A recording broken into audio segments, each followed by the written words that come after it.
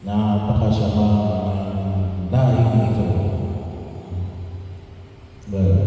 Bahagi ko, kapag sabi nga natin ang bawat dahil ay may kanya-kanyang tatak na pwede natin ituring na magdudulot ng kasamaan. Siguro ngayong panahon na ito ay ano naman natin, ang korupsyon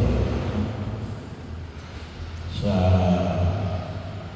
mga tawagin natin, mga proyekto ng gobyerno. Hindi lang ako sa flood control project. Marami na ngayong nakikita, pati na ngayon sa mga tawag natin dito, mga pagawaan sa kalsada, bahagi na rin ako sa may nakikita sa farm to market road. Bahagi rin nun kung saan nakita natin. Well, sabi nga ako natin, ngayon, ito yung lahi na masabi natin, napakasama ng lahi ito. Nung panahon ng Jesus, bakit napakasama? Naghahanap sila ng palatandaan. Bakit masama?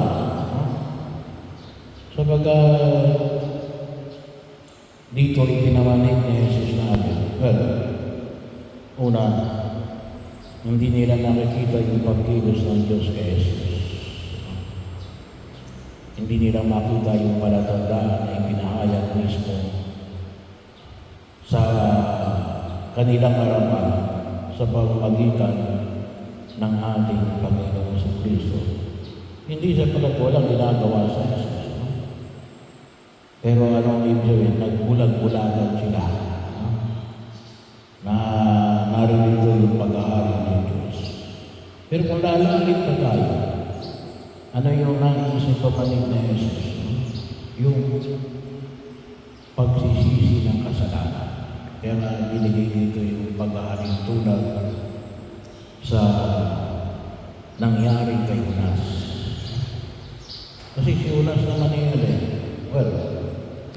sinangaral sa Ninive. Saan ba yung Ninive? Bahagi rin ito ng Iraq. Hindi ito Israel. Pero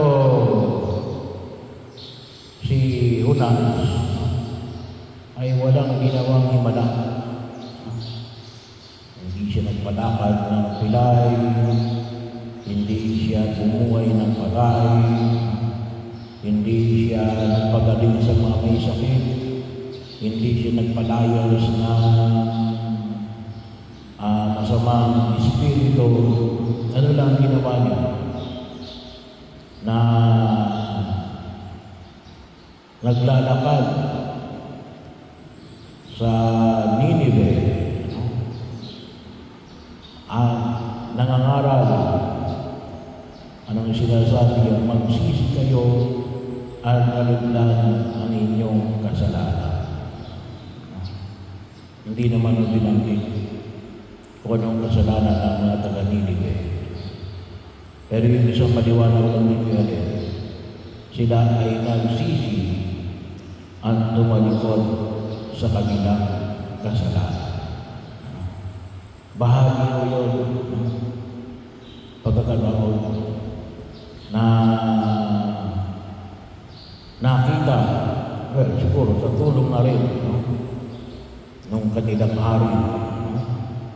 Kasi yun yung istorya na ipinag-utos ng hari namin, sila ay magsisi at tumalikod sa kanilang kasalanan. At yun din po yung handa na kung saan ay makita ko natin sa pagkilos natin. Kaya bahagi yun na makita ko natin na yun yung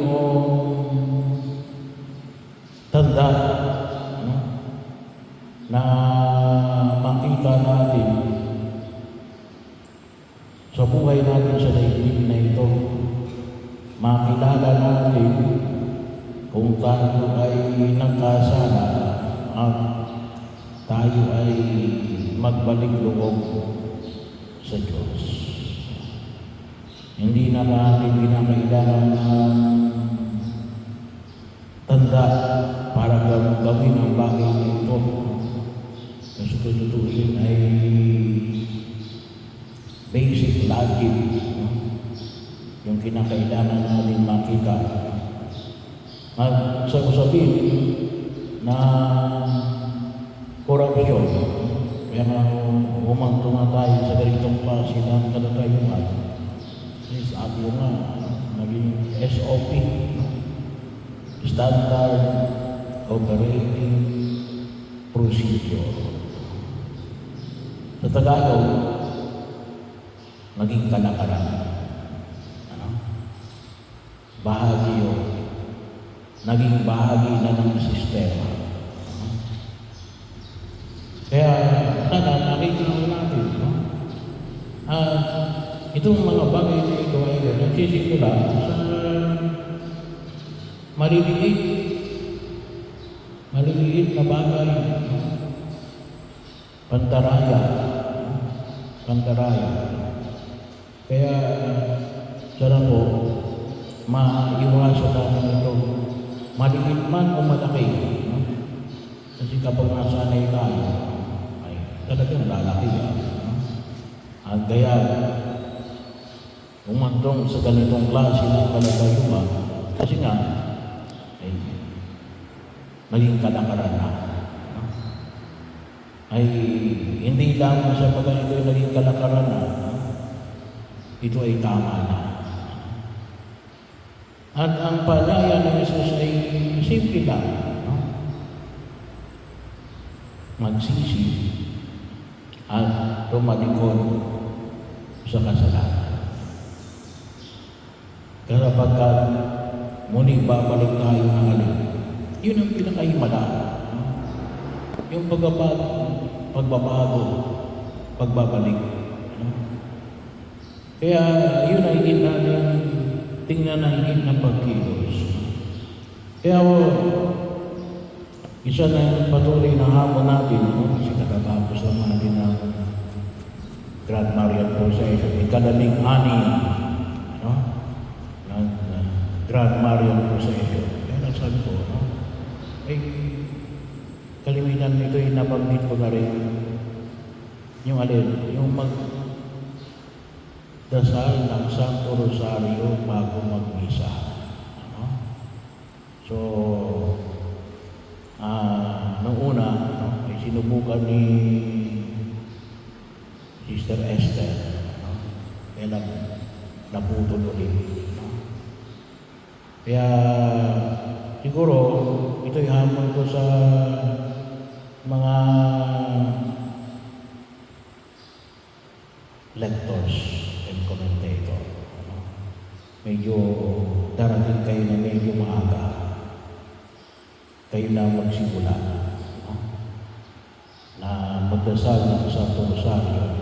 Hindi lang pag-araw ng linggo. Ngunit bago magmisa. Siguro mga 20 minutes o 30 minutes before the Mass. So, bahagi ko, no? Kasi,